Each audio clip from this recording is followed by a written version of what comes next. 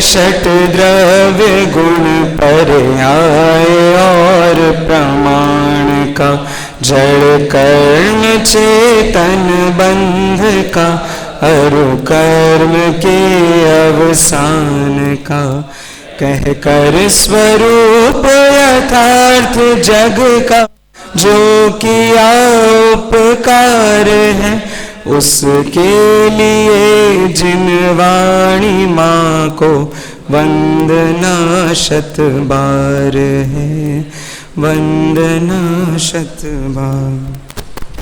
गाथा कर्ता कर्म अधिकार गाथा पाठ।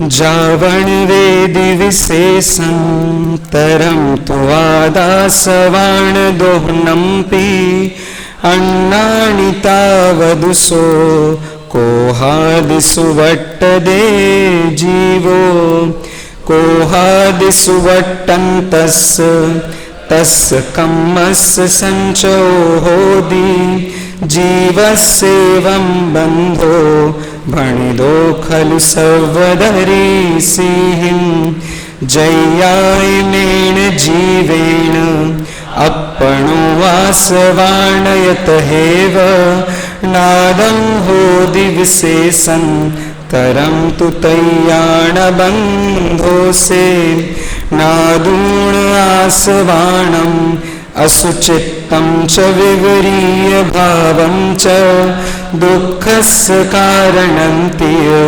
तदोनियत्तं कुणदी जीवो, अहमेको खलु शुद्धो निम्ममोणाणदंसण समग्गो, तं हिठिदो तच्चित्तो सव्वेदेखयं नेमि, जीवन बद्धा एदे अध्रुवणिच्चातः शरणाय, दुःखा दुःख फलत्य नादूर्णिवत्तदे तेहि। वादणी भाई सबका का प्रवचन प्रारंभ होता है।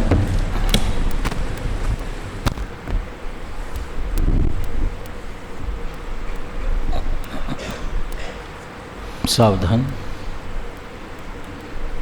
जय श्री ओम नमः सिद्धेभ्यः, नमो अर्हन्तां, नमो सिद्धाणं, नमो आयरीयाणं, नमो वज्झायाणं, नमो लोये सव्वसाहूणं, मंगलं भगवान् वीरो, मंगलं गौतमो गणि, मंगलं कुंद कुंदाद्यो, जैन धर्मोस्तु मंगलम, सर्वमंगलमांगल्यं सर्वकल्याणकारकं, प्रधानं सर्वधर्माणां जैन जयतु शासनम्। वंदितु सर्वसिद्धे ध्रुवमचल मनोवमं गतिं तत्ते, वोच्छामि समय पाहुड नमो सुध केवली धनिदं, नमः समय साराय स्वानुभूत्या चकासते, चित्स्वभावाय भावाय सर्वभावांतरच्छिदे, मैं करता हूँ कर्म का, कर्म है मेरा कर्म, ऐसी मिथ्या मान्यता है मिथ्यात्व तल्लीनता, सुख में आत्म धर्म, श्री जिन जिन वरन यह समझाया मर्म।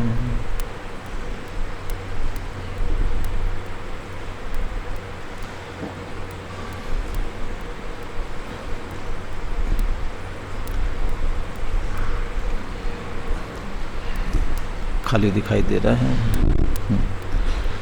कल मैंने कहा था ना 8:15 कर दोगे तो भी वही स्थिति होने वाली है। आज क्लास होती कितने बजे? 8 बजे। फिर अब तो 8:15 हो गए हैं।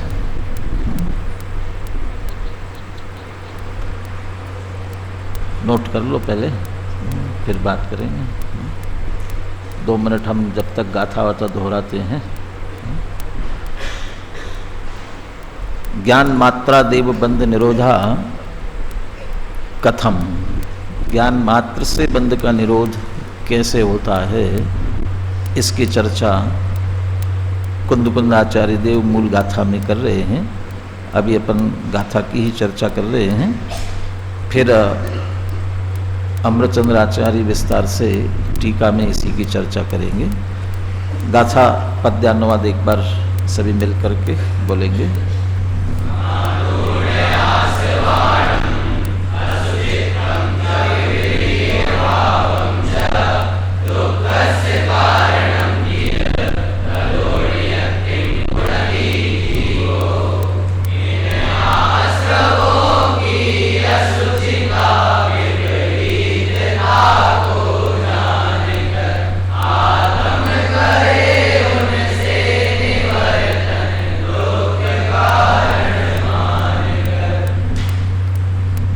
नादून निवत्तदे, जीवो नादून निवत्तदे, जीव जान कर निवृत्त होता है। तदो नियतिम कुणदि, निवृत्ति करता है। इससे में से ये निकाला कि ज्ञान से बंध का निरोध होता है। जानने के बाद छोड़ने के लिए और क्या चाहिए, जानने के बाद निवृत्ति के लिए और किस चीज की जरूरत है। पीछे 34वीं गाथा से यदि अपन बात करें, जहाँ ज्ञान ही प्रत्याख्यान कहा, वहाँ जिस तरह से दृष्टांत भी दिया अमृतचंद्राचार्य ने, धोबी के यहाँ से गलती से किसी दूसरे का वस्त्र ला करके और ओढ़ कर सो रहा हो, अपना जान करके, दूसरे का वस्त्र अपना जानकर ओढ़ कर सो रहा हो।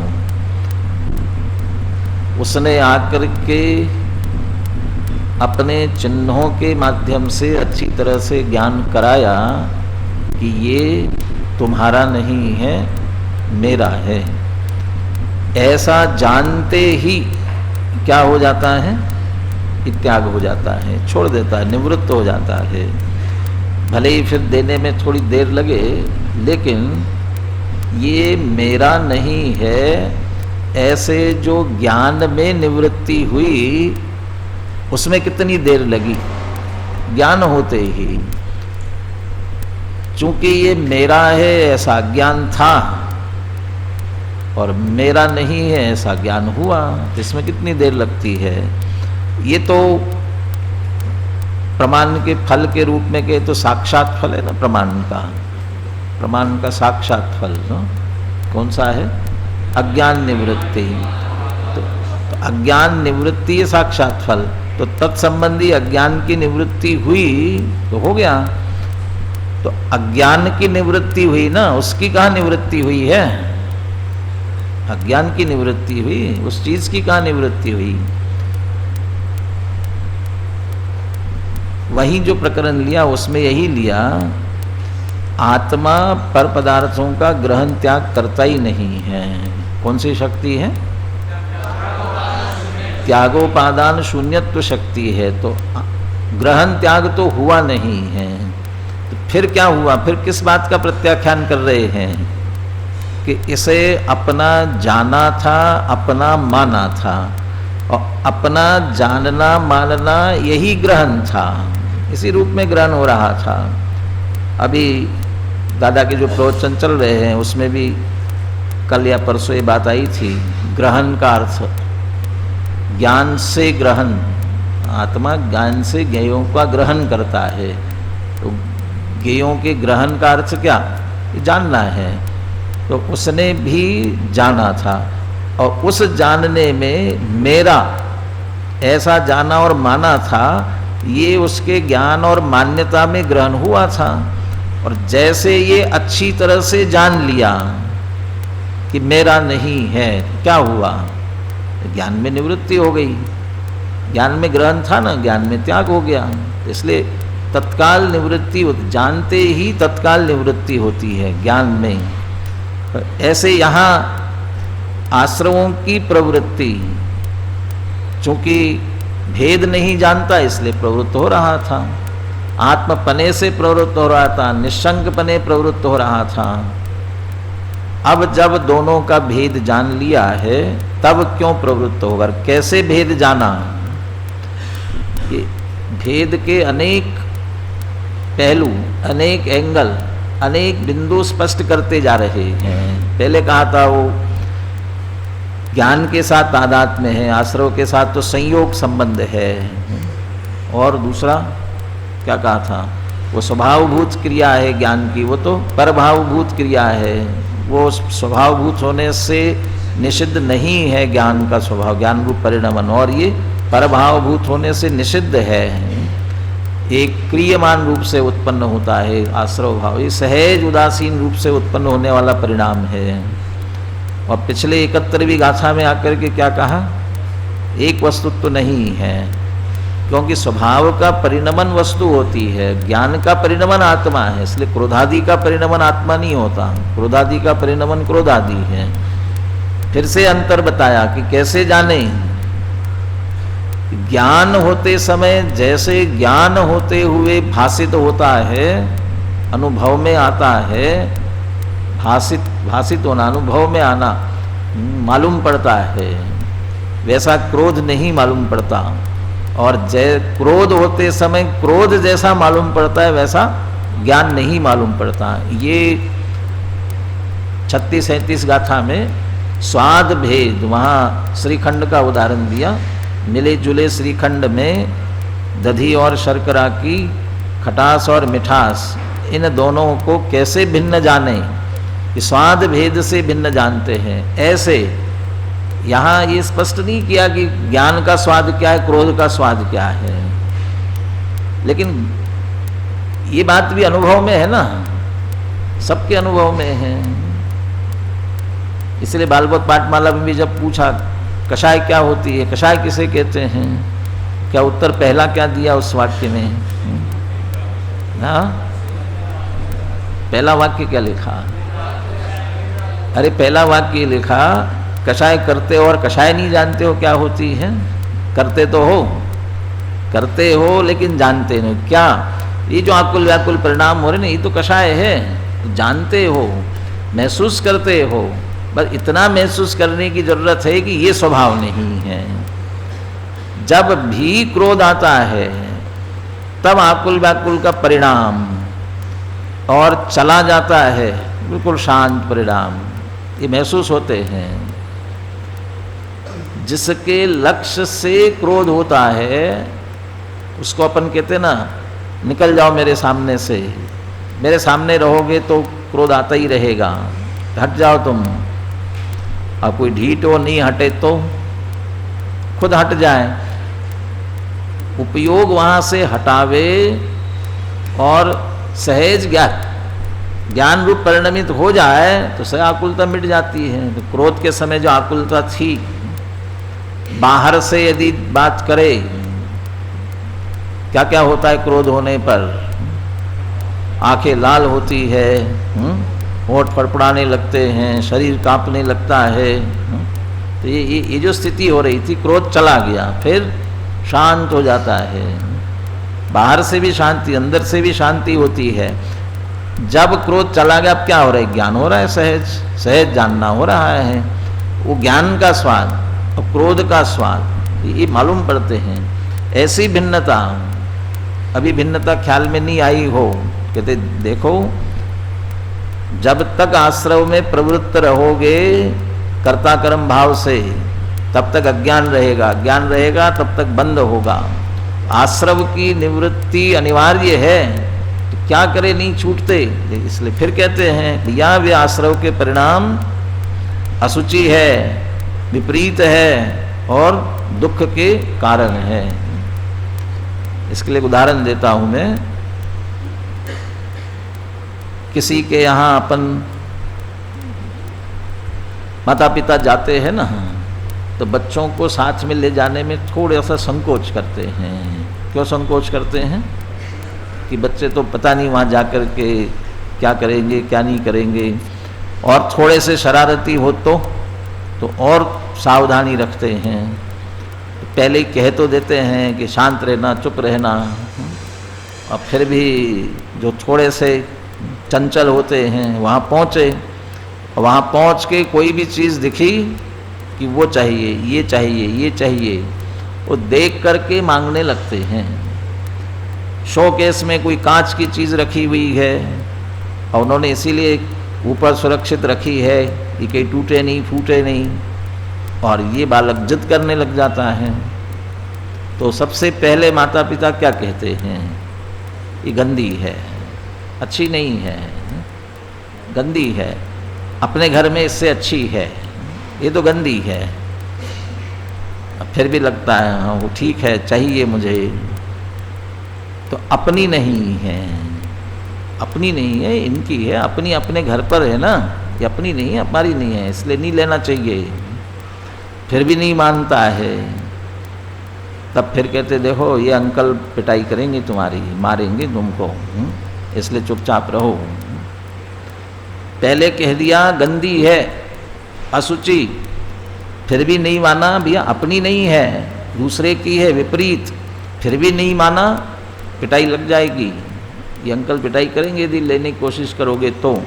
ये दुखस्य कारणमिति। अब जो करने दो पिटाई, फिर भी चाहिए, ऐसे बच्चे का तो कुछ नहीं कर सकते हैं। दुख का कारण है, उसके बाद भी करने के लिए तैयार है, तो उसे तो नहीं समझाया जा सकता। लेकिन इतना समझने पर जो निवृत्त हो सकता है उसे इस भाषा में समझाना चाहते हैं। ये आश्रव के परिणाम गंदे हैं, वो बच्चे को तो गंदे की भाषा में कहेंगे, यहाँ तो सभ्य भाषा में कहा, समझो अच्छी भाषा में कह दिया कि असुचि है, विपरीत असुचि है, अपवित्र है। टीका में अपवित्रता के लिए दृष्टांत और युक्ति दोनों देने वाले हैं। क्या किस तरह से असुचि है, अपवित्र है, क्या हेतु है उसके पीछे, दोनों देने वाले हैं।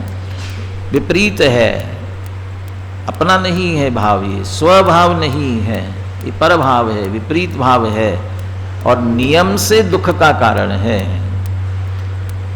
74वीं गाथा में पुनः कहने वाले हैं दुख का कारण कैसा, कि दुख फलती, दुख का कारण कैसा, वर्तमान में भी दुख का कारण है और भविष्य में भी दुख का ही कारण होने वाला है, दुख फल के रूप में। इसलिए ऐसे आश्रव की चाहना मत करो, ऐसे आश्रव के प्रति परिणाम मत करो। और यदि जो समझदार होगा वो समझता है और उससे निवृत्त हो जाता है। तो आश्रवों की असुचिता, विपरीतता और दुख का कारणपना जानकर जीवो नियतिम तदो जीवो नियतिम कुणदी, जीवो तदो नियतिम, जीव उनसे निवृत्त हो जाता है। कल डॉक्टर प्रेमचंद जी राव का अध्यक्ष आए थे ना, उन्होंने कहा था कि प्राकृत के साथ साथ नीचे संस्कृत छाया दी होती है, उससे अन्वय उसका अर्थ निकालने की कोशिश करना चाहिए संस्कृत से। प्राकृत की गाथा भी हो तो संस्कृत की छाया देखो, तो संस्कृत की छाया अच्छी तरह से देखोगे तो आपको जब संस्कृत में उसे लिखना है तो आप भूल नहीं करेंगे, वहाँ अशुद्धि संस्कृत की नहीं होगी। ज्ञात्वा आश्रवानाम असुचित्वं च विपरीत भावं च दुःखस्य कारणानि इति च ततो निवृत्तिं करोति जीवः। जीवः आश्रवाणाम असुचित्वं च विपरीत भावं च ज्ञात्वा आश्रवाणि दुःखस्य कारणानि इति च ज्ञात्वा ततः निवृत्तिं करोति, जीव उनसे निवृत्ति करता है। टीका प्रारंभ करते हैं। कितने विशेषण लिए टीका में, आश्रव के कितने विशेषण लिए हैं। अब विशेषण में ऐसा लगता है कि अच्छाई की जाती हो तो विशेषण होता हो, अरे बुराई में भी वो विशेषण ही होता है। गंदा पानी व्याकरण की दृष्टि से विश्लेषण करो, इसमें विशेष क्या है और विशेषण क्या है। गंदा पानी, इसमें विशेष क्या और विशेषण क्या है। पानी विशेष है और उसका विशेषण क्या है, गंदा। तो गंदा विशेषण होता है, गंदा अच्छा होता है क्या, ये गंदा नहीं, उसकी विशेषता बताने वाला है ना। यहाँ आश्रमों की विशेषता बताई जा रही। क्यों विशेषता बता रहे हैं, क्योंकि आत्मा और आश्रव में विशेष अंतर नहीं जानता ना। आत्मा और आश्रव में विशेष अंतर नहीं जानता। आत्मा की विशेषता क्या है, आश्रव की विशेषता क्या है, ये नहीं जानता। आश्रव की विशेषता जानेगा तो भी आश्रव से निवृत्त हो जाएगा, इसलिए आश्रव की विशेषता बता रहे हैं। बिन जाने ते दोष गुणन को कैसे तजिए गई। दोषों का वर्णन करते जा रहे। क्यों कर रहे हैं कि दोषों की विशेषता जानेगा तो निश्चित रूप से। ऐसे आश्रव की विशेषताएं, कितने विशेषण लिए, 3 विशेषण लिए। कौन कौन से। आश्रव कैसे है, असुचि है, विपरीत है और दुख के कारण है। अब उसमें से एक एक की बात करते हैं। सबसे पहला असुचि। क्यों असुचि है। जले जंबालवत कलुषत्वेन उपलभ्यमानत्वात् असुचयः खलु आश्रवाः। दृष्टांत लेते हैं। जले जंबालवत, जंबाल कहलाता है शैवाल, काई। काई के लिए संस्कृत में कोई और शब्द भी तो होगा, शायद शैवाल भी हो सकता है, संस्कृत का ही हो। देखना, मैं तो ये कहता हूँ कि वो कदाचित दूसरा शब्द भी होगा, लेकिन अनुप्रास बिठाने के लिए अमृतचंद्र आचार्य ने जंबाल शब्द का प्रयोग किया। और ऐसा बहुत जगहों पे करते हैं। आप यदि ध्यान से उसमें पढ़ेंगे तो उससे अनुकूल जो शब्द होगा ना, वो शब्द का प्रयोग करेंगे। जले जंबालवत। आश्रव कैसे हैं, पानी में काई की तरह। पानी में काई की तरह है। बहुत सारी विशेषताएं जुड़ती जाएंगी। पानी में काई की तरह की विशेषताएं बहुत सारी जुड़ती जाएंगी। सबसे पहली विशेषता, पानी में काई पैदा ही क्यों हुई, पैदा किस कारण से हुई। पानी यदि पर का संपर्क नहीं करता, पानी का संपर्क पर से नहीं होता, पर की गंदगी से नहीं होता, तो काई पैदा नहीं हो सकती थी। तो पर का संपर्क हुआ, किस कारण से हुआ, ढाक के नहीं रखा, खुला था, क्या था, ये छोड़ो, लेकिन पर का संपर्क करने के कारण से हुआ। संपर्क होने पर पैदा तो हुआ, लेकिन पैदा होकर के उसने क्या किया, पानी को मैला किया। तो वास्तव में पानी को मैला किया क्या, पानी मैला हुआ क्या। और वो पैदा हुआ है तो कहाँ पैदा हुआ, उत्पन्न होने पर भी पानी के ऊपर ऊपर ही रहा, उत्पन्न होकर के भी पानी में उसने प्रवेश नहीं किया। उसके होते हुए भी उसके पीछे पानी निश्चित रूप से स्वच्छ रहा है। ऐसे आश्रव के परिणामों की बात है। आश्रव भाव कैसे हैं कि आश्रव भाव भी, यद्यपि मैं तो शुद्ध चैतन्य मात्र मूर्ति हूँ, फिर भी परिणति मलिन हुई है मोहोदय से। अब आगे की उसमें नहीं, मोहोदय के साथ साथ एक बात और है मूल श्लोक में, पर परिणति हेतु मोह नामनोनुभावात्। पर परिणति का कारण वाला मोह का उदय। मोह उदय होने पर परिणति होती है तो मेरी परिणति कलुषित होती है। मोह के उदय के साथ ऐसा ही निमित्त नैमित्तिक संबंध है। मोह उदय होता है, पर का लक्ष्य करता है। मोह का उदय होने पर भी पर का लक्ष्य न करे, मोह के उदय में ताकत नहीं है कि वह पर क्या कलुषता उत्पन्न कर सके, कलुषित परिणति को कलुषित कर सके। अकेले मोह के उदय में ये ताकत नहीं है। मोह का उदय होने पर जब जीव स्वयं को भूलकर उसका लक्ष्य करता है, स्वयं करता है, करे तो परिणति कलुषित होती है, नहीं करे तो कलुषित नहीं होती। मित्र ने कहा चलो सिनेमा, हाथ पकड़ करके ले जाने लगा, ये मोह का उदय हुआ है ना। ये मोह को क्या कहा है मालूम है? चौथी गाथा की टीका में मोह को किसकी उपमा दी है? दो उपमाएं दी हैं, एक पिशाच की उपमा दी है और एक बैल की उपमा भी दी है। बैल की भांति भार वहन कराता है, और भूत की उपमा दे, मोह रूपी भूत बैल की भांति भार वहन कराता है। ये मोह रूपी भूत है ना, तो ये खींच कर ले जाता है। ऐसे ही कोई मित्र सिनेमा और जहाँ जहाँ भी गलत जगह पर ले जाए तो क्या समझना वो कौन है? पिशाच की तरह है, खींच करके ले जा रहा है जबरदस्ती। हाँ, अब वो ले जा रहा है। जाना कि नहीं जाना ये किसके हाथ में है? भारत को आज़ाद होकर के कितने साल हो गए हैं? हाँ, बहुत साल हो गए आज़ाद होकर के।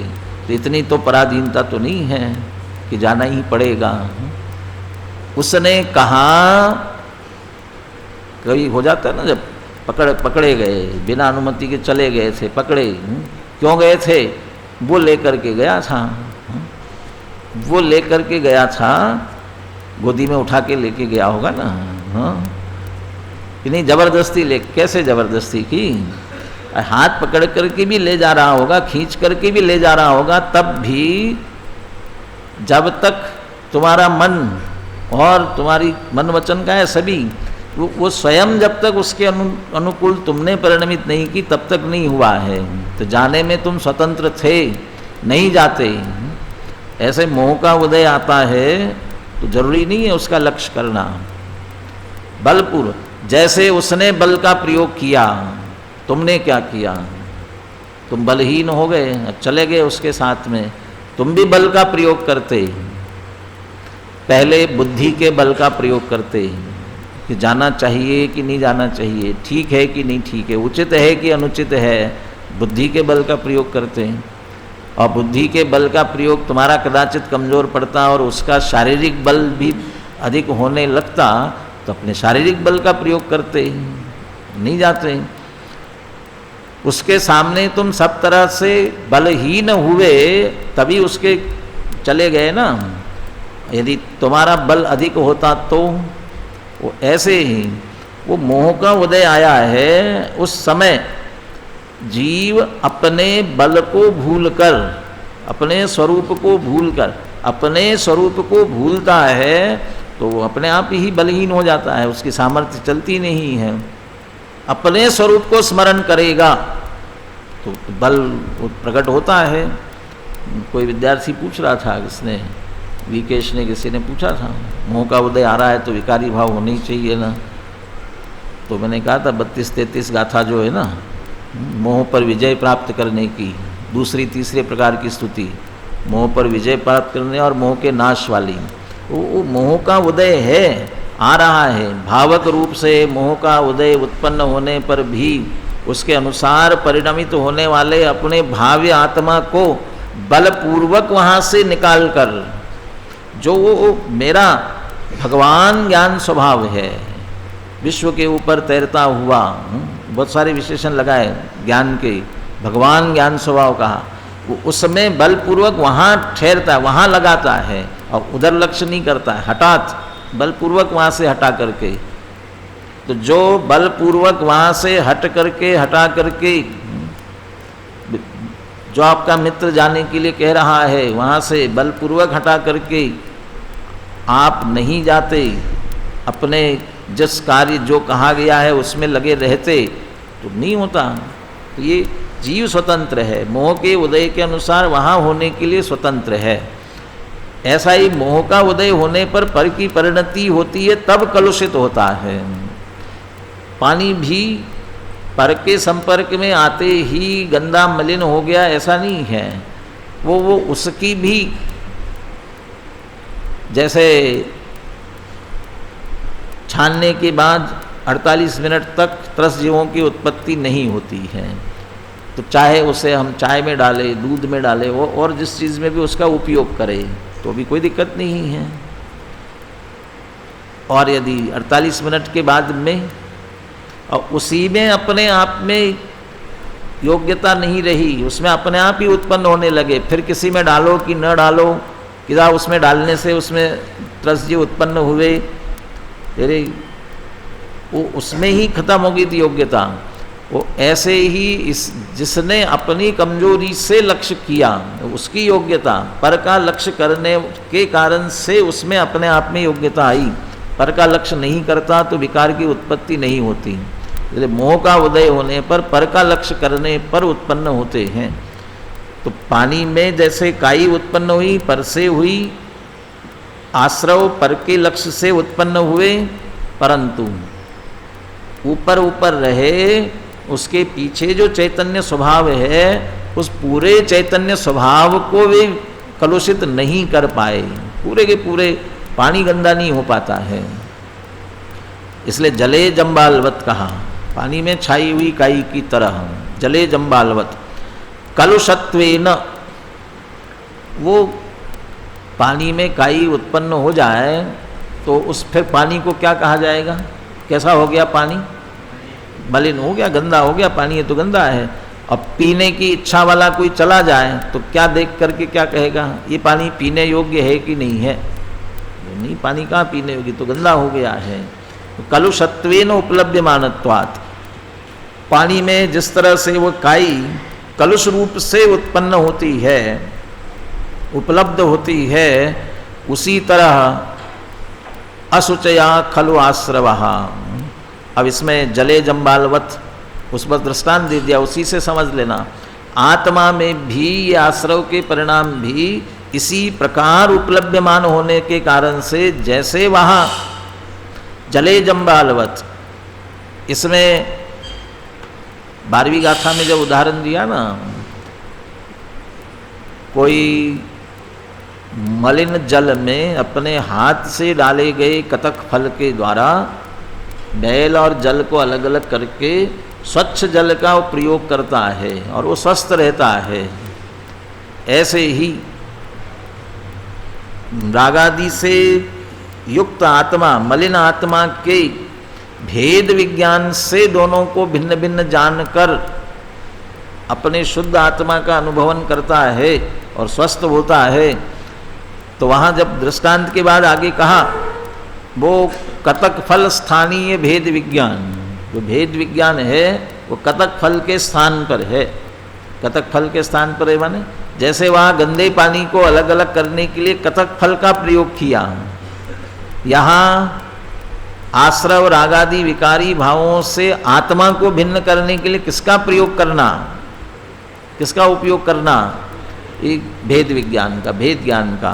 तो जैसे जल के स्थान पर वहाँ आत्मा है, कतक फल के स्थान पर वहाँ भेद विज्ञान है।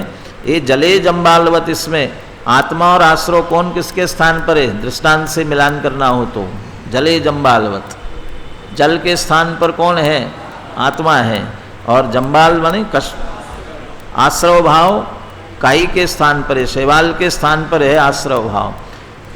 जैसे वहाँ काई पैदा होने पर उसे कलुषता ही माना जाता है, ऐसे जो आश्रव भाव उत्पन्न होते हैं वे भी उसी प्रकार से कलुषता ही होती है, इसलिए असुचि ही है। कषाय का उदय, पीछे अभी कल दीपक जी याद कर रहे थे आगे की गाथा, योग के लिए याद कर रहे थे, योग के संदर्भ में चित्त का उत्साह वो योग है। उसी के साथ साथ कषाय का उदय क्या है? परिणामों की कलुषता, वो कषाय का उदय है, चित्त की कलुषता। तो कलुषता ली जाए, कलुषित, वो जो वीरा प्रभु के ये बोल, तेरा प्रभु तुझ ही में डोले, वहाँ एक छंद बोलते हो, नहीं नहीं, चारों कषायों ने तुम, चारों कषायों को तूने है पाला, आत्म प्रभु को जो करती है काला, आत्म प्रभु को करती है काला। माने कषाय का परिणाम उत्पन्न होने पर वो कलुषता होती है, कलुषता उत्पन्न होती है। तो कलुष रूप से उत्पन्न होने वाले हैं। झगड़ा हो जाता है दो के बीच में, मनमुटाव हो जाता है, बोलचाल बंद हो जाती है। तो कहते दोनों बहुत अच्छे मित्र थे, क्या बात हुई, क्यों बातचीत नहीं करते हो? अरे उसने ऐसी बात कही कि मेरे मन में क्या आ गई, अब कलुषता आ गई, उसके प्रति मेरे मन में कलुषता आ गई, वो कषाय का परिणाम आ गया। भाई भाई में झगड़ा हो गया, किस बात के लिए कि उसने ज़्यादा लिया, मुझे ज़्यादा चाहिए था, लोभ कषाय का परिणाम आ गया। लोभ के कारण से क्या हो गया, चित्त क्या हो गया, कलुषित हो गया। ये सारे कषाय के परिणाम ये कलुषता उत्पन्न करने वाले हैं, इसलिए कलुषत्वेन उपलभ्यमानत्वात्। और जहाँ कलुषता होती है वहाँ मूल स्वरूप कहाँ रहता है, तो असुचया खलु आश्रवः, आश्रव के परिणाम जो है असुचि है। उसके सामने आत्मा कैसा है, कि आप इनको तो ऐसा कह रहे हो, ये कह रहे हो, ये कह रहे हो, ठीक है। कभी दो बालकों में झगड़ा हो जाए, अपने बच्चे में सामने वाले किसी के बच्चे में, और वो शिकायत करने आ जाए, तो वो कहती तुम्हारा बच्चा ऐसा, तुम्हारा बच्चा ऐसा। तो ये सब सुनने के बाद हम सामने वाले से क्या कहते हैं, तुम्हारा बच्चा कौन सा कम है, वो भी तो दूध का धुला नहीं है। और जो भी, मुझे तो कोई प्रसंग बना नहीं, इसलिए मुझे नहीं मालूम क्या क्या कहना पड़ता है, अब क्या क्या कहेंगे। अब जितनी बुराइयां अपने बच्चे की गिनाई गई है, उतनी ही बुराइयां हम क्या करते हैं, सामने वाले के बच्चे में निकालते हैं।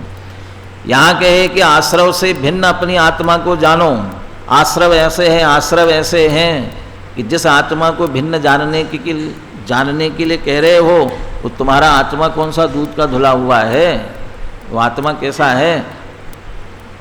कहते हैं आत्मा के बारे में बात मत करो, यदि करो तो है कैसा वास्तव में। तो इसलिए उसके सामने वो आत्मा की बात भी करते हैं। और सबसे पहला शब्द प्रयोग करते हैं आत्मा के लिए, भगवान आत्मा। मुझे अब ध्यान नहीं आ रहा है इसके पहले भगवान शब्द का प्रयोग किया कि नहीं आत्मा के लिए है। इससे पहले ढूंढना हो तो और बता देना, नहीं तो अपन कहेंगे कि यहाँ सबसे पहली बार भगवान शब्द का प्रयोग किया। मेरे ख्याल से 31, 32, 33 में ज्ञान के लिए कहा, भगवान ज्ञान स्वभाव। 37वीं गाथा में भगवान आत्मा है। हाँ, भगवान आत्मा ही ऐसा जानता है, एक मैं यह एक हूँ, शुद्ध हूँ, निर्मम हूँ, इस तरह जानता है। वहाँ भी किया भगवान आत्मा। अमृतचंद्र आचार्य को बहुत प्रिय है आत्मा के साथ भगवान शब्द का प्रयोग करना, भगवान स्वरूप। और उनके मुंह में समझ लीजिए कुंद आचार्य की तरफ से आया। वो तो नियम सार में कहा, ये संसार में लीन जीव भी कैसा है, जारिसया सिद्धप्पा भवमल्लिय जीव तारिसा होंती। जैसे सिद्ध शिला पर विराजमान सिद्ध भगवान है सिद्धप्पा, भवमल्लिय जीव तारिसा होंती, भव में लीन संसारी जीव भी वैसा है। तो कैसा कि 8 कर्मों से रहित और 8 गुणों से अलंकृत, दोनों बातें कहते हैं। जैसे सिद्ध भगवान 8 कर्मों से रहित और 8 गुणों से सहित है, इस भव में लीन संसारी जीव भी 8 कर्मों से रहित और 8 गुणों से सहित ही है। इसलिए भगवान है, स्वभाव से भगवान है। और वहाँ तो कारण परमात्मा, कारण समय सार, ऐसा कह करके बहुत महिमा गाई। तो ये भगवान आत्मा। और इसीलिए गुरुदेव के मुंह में भी ये शब्द बहुत तकिया कलाम जैसा कह सकते हो। कोई भी बात कहने भगवान आत्मा, कोई भी चर्चा चल रही हो तो भी भगवान आत्मा, वो आए बिना रहता नहीं है। वो असली, क्योंकि वो मूल विषय है।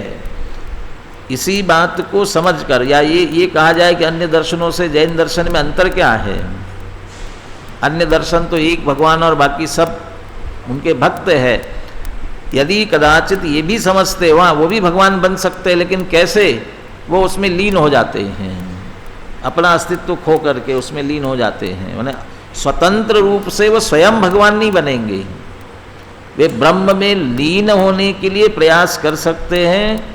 वो स्वयं ब्रह्मा विष्णु महेश नहीं बन सकते, वे जो हैं वो वही रहने वाले हैं। अरे कहते सब आदिनाथ बन सकते हैं, महावीर बन सकते हैं, सब बन सकते हैं, हर एक एक एक को। हाँ, ये अलग बात है कि आदिनाथ से महावीर तक तीर्थंकर थे, तीर्थंकर बनकर सिद्ध हो जाओ जरूरी नहीं है, लेकिन सिद्ध बन सकते हैं सभी के सभी। भगवान आत्मा, भगनाम लक्ष्मी, गुरुदेव के शब्द, भग शब्द जो आता है लक्ष्मी के लिए आता है।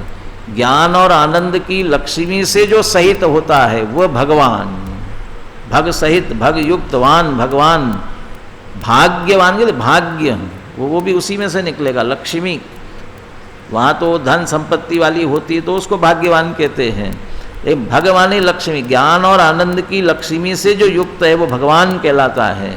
तो सचमुच तो आत्मा ही भगवान है, क्योंकि आत्मा ही ज्ञान और आनंद से भरपूर है। ऐसा ये आत्मा कैसा है?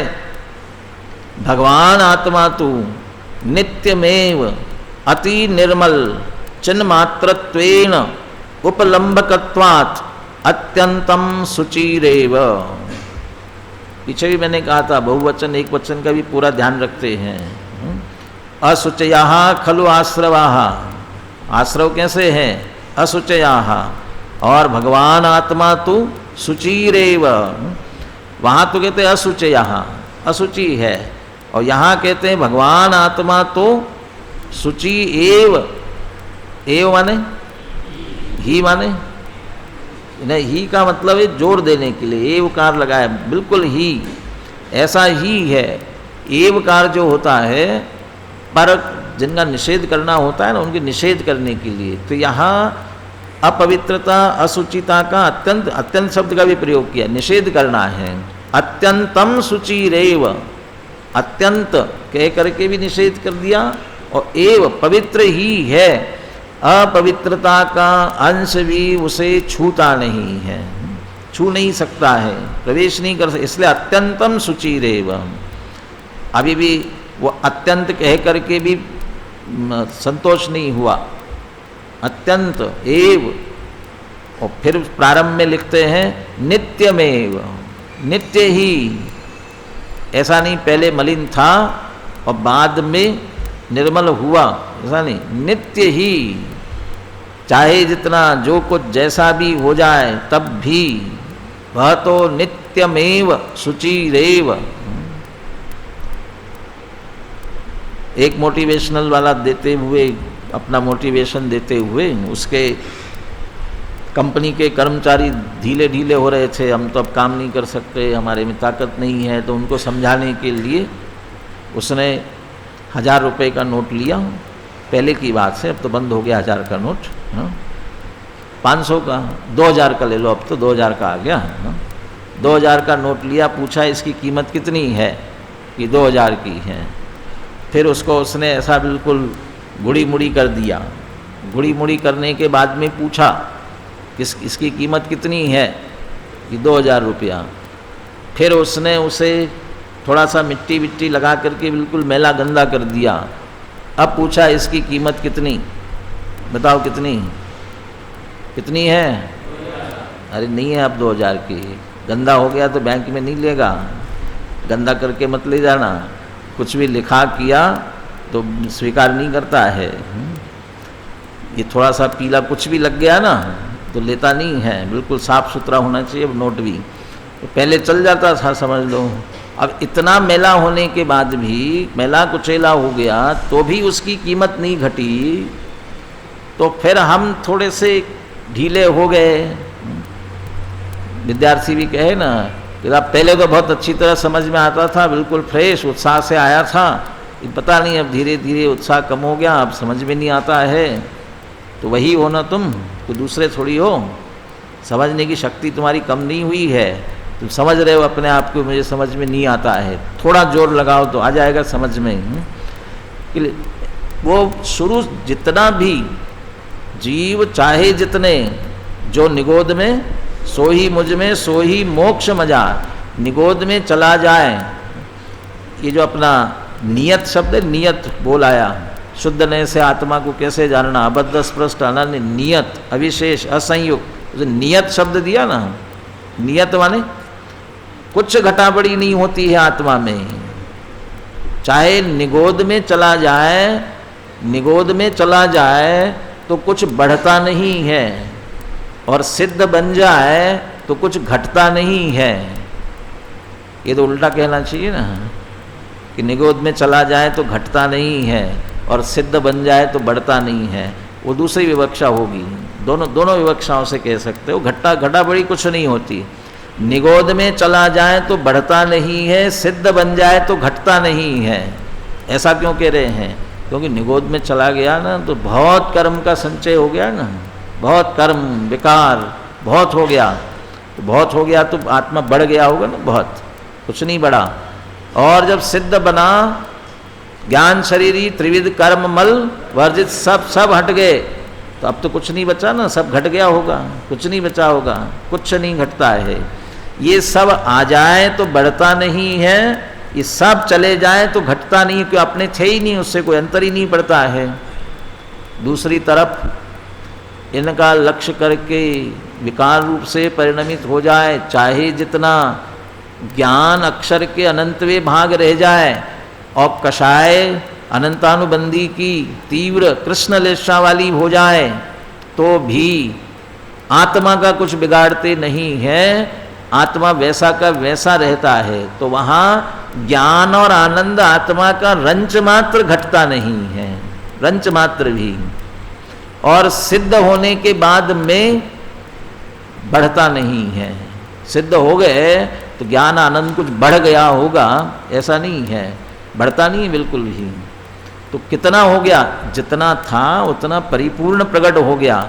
तो वहाँ घटा नहीं है, वहाँ बढ़ा नहीं है, वहाँ भी उतना का उतना था।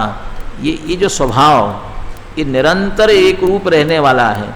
ऐसे ही अपवित्रता आत्मा में प्रवेश कभी नहीं करती है। निगोद से लेकर अरहंत अवस्था तक, सिद्ध अवस्था में तो प्रवेश करने का प्रश्न ही नहीं है, क्योंकि अरहंत अवस्था में भी जो अमूर्तकत्वादि गुण है, सूक्ष्मत्वादि गुण है, ये अपने स्वभाव को प्राप्त नहीं होते हैं, क्योंकि अभी कर्म का संयोग है, शरीर का संयोग है। वो उतनी अभी थोड़ी सी मलिनता बाहर की, परिणामों की अंतरंग की नहीं, वीतरागता वाली नहीं, वो उसमें अभी है। अभी सूक्ष्मत्व नहीं है, अमूर्तिकत्व नहीं है, वो नहीं प्रकट हुए हैं। लेकिन सिद्ध भगवान में तो सब प्रकट हुए ना। तो जैसे सिद्ध भगवान अभी वर्तमान में है, पर्याय रूप में, प्रकट पर्याय में पूर्ण निर्मल है, किसी प्रकार की मलिनता, निकल परमात्मा। और अयोग तो 14वें गुणस्थान में हो जाते हैं, अयोग निकल, बिल्कुल कोई है ही नहीं मलिनता। जैसे वहाँ हुए हैं स्वभाव की दृष्टि से त्रिकाल, ऐसा का ऐसा आत्मा त्रिकाल।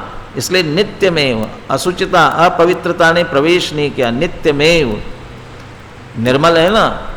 माने अमृतचंद्र आचार्य को स्वभाव की पवित्रता की कितनी महिमा थी, कितने विशेषण लगाते जाए। वो कहते क्या और कितने विशेषण लगा करके बताएं। नित्यमेव, फिर क्या है कि निर्मल है, ये कहना चाहिए था ना। फिर क्या कहते हैं? अति निर्मल, नित्यमेव अति निर्मल। और उसकी निर्मलता किस बात की है कि चिन्मात्र, चिन्मात्र, मात्र शब्द का प्रयोग भी किसके लिए? मैं चेक भरते हो ना, कितना लिखते हो? जितना भी भरना हो उतना लिखने के बाद क्या लिखते हो? मात्र। अंग्रेजी में लिखो तो ओनली, बस ओनली। तो मात्र, चिन्मात्र, चैतन्य पने के अलावा और कुछ नहीं है। क्यों? अस्तित्व नहीं है, ना वस्तुत्व नहीं है, और गुण नहीं है क्या? ये सब चैतन्यमय है। श्रद्धा चारित्र ये नहीं है कि ये सब चिन्मय है, चैतन्य मात्र, चैतन्य रूप है, चिन्मात्र। तो आत्मा चिन्मात्रत्वेन, चिन्मात्र पने से ही। एक शब्द और देखिए, आश्रव की चर्चा की, वहां लिखा उपलभ्यमानत्वात्। और अब आत्मा की बात कर रहे तो वहां कह रहे हैं उपलंभकत्वात्। उपलंभक है, वे उपलभ्यमान है। वैसे अगले बोल में लेने वाले चैत्य चेतक लेने वाले हैं, लेकिन यहाँ भी कह रहे हैं वे कलुषपना से उपलभ्यमान है। और आत्मा उनको उपलब्ध करता है, जानता है, चिन्मात्र पने से उपलंभक है, उसका अर्थ तो नीचे उपलब्ध होता है, ऐसे ही किया, उपलब्ध करने वाला। तो चिन्मात्र पने से उपलम्भकत्वात् अत्यंतम शुचिरेव, उस चिन्मात्र पने में, जैसे वो अनेकांत का अभेद्य दुर्ग कह रहे थे ना, ऐसे चैतन्य का भी अभेद्य दुर्ग है। आगे इसके लिए शब्द का प्रयोग करने वाले विज्ञान घन, विज्ञान घन, घन ठोस, दूसरा कोई प्रवेश नहीं करता, ऐसा चिन्ह मात्र है। जैसे आजकल खाद्य पदार्थ वगैरह वो कर रहे हैं ना, क्या करते हैं, कौन सा पैक करते हैं, बिल्कुल एयर पैक, और कौन कौन सा, सब तरह से ऐसा पैक कर दिया कि जो चीज़ हमने अंदर रखी ना, उसमें और कोई चीज़ प्रवेश नहीं कर सकती, और कोई चीज़ प्रवेश नहीं करती है तो खराब नहीं होती है। ये जिस तरीके से उस समय उसके अलावा कोई प्रवेश नहीं करे ताकि वह न बिगड़े, खराब न हो, इसके लिए जैसे ये पैकिंग करना पड़ती है, हमारे आत्म स्वभाव के लिए प्रकृति की ऐसी पैकिंग है कि उस समय दूसरा कोई प्रवेश कर ही नहीं सकता है। चैतन्य में दूसरे का प्रवेश होता ही नहीं है, कर ही नहीं सकता, ऐसी ऑटोमेटिक पैकिंग है। विज्ञान घन की चर्चा आएगी तब और विस्तार से करेंगे। प्रवेश कर नहीं सकता है, प्रवेश न करे, ऐसे बहुत सारे गुण स्वभाव आत्मा में हैं, और प्रवेश कर जाए ऐसा कोई स्वभाव नहीं है। इसलिए वह अत्यंत शुचिरेव, आत्मा अत्यंत पवित्र ही है। ऐसे पवित्र आत्मा में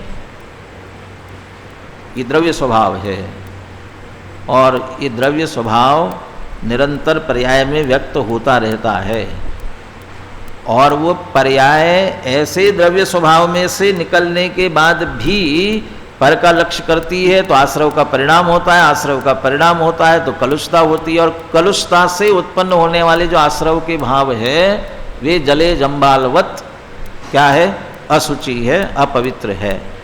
कल थोड़ी सी और चर्चा इसमें करेंगे, और इसकी चर्चा कहाँ उत्पन्न होते हैं, इसके लिए सीमंदर पूजन का जो फल का छंद है ना, आप भी पढ़ के आना, ध्यान में आ गया होगा सबको, कहाँ प्रकट होते, कहाँ पैदा होते, कैसे पैदा होते हैं, ये इसकी वहाँ से चर्चा करते हुए फिर अगला विशेषण कौन सा है, विपरीत भाव, आश्रव विपरीत है और दुख के कारण है, इनकी चर्चा आगे क्रमशः करेंगे। सहजानंदी शुद्ध स्वरूप